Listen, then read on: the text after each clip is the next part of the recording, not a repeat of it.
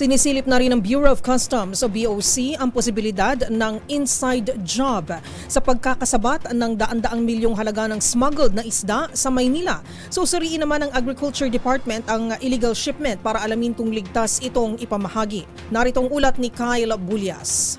Iniimbestigahan na ng Bureau of Customs kung may mga tauhan ba silang sangkot sa nasabat na mga smuggled na isda sa Maynila. Kaugnay ito ng 19 na container na naglalaman ng 202 million pesos na halaga ng frozen mackerel na galing pa umano ng China. Ayon kay Customs Assistant Commissioner at Spokesperson Attorney Jet Maronilla, bahagi na ng investigasyon ng Customs Intelligence and Investigation Service ang pagsilip sa sarili nilang mga tauhan. Sa ngayon, na-revoke na umano ang accreditation ng consignees ng naturang shipment habang nagpapatuloy ang investigasyon. Samantala, sa ilalim naman sa pagsusuri ng Department of Agriculture ang mga nakumpiskang isda para malaman kung ito ba ay fit for consumption. Oras na mapatunayang ligtas itong kainin ng tao, posible umano itong i-donate sa DSWD o kaya naman ay magsasagawa ang BOC ng auction para dito. Either i-auction po namin para po ma-convert natin sa pera at maidagdag dun sa kaban ng ating bayan.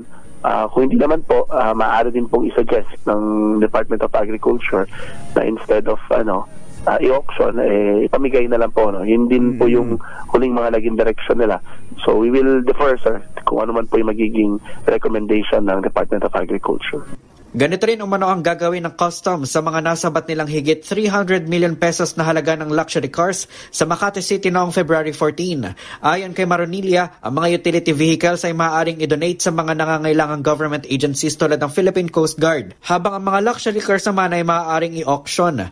Pero kung halimbawa aniya ay in good faith naman binili ng may-ari ang mamahaling sasakyan, maaaring umano nitong hilingin na bayaran na lamang ang kulang na duties and taxes at penalty. Para sa MBC TV Network News, ito si Kyle Bulyas ng DZRH. Una sa Pilipinas, una sa Pilipino.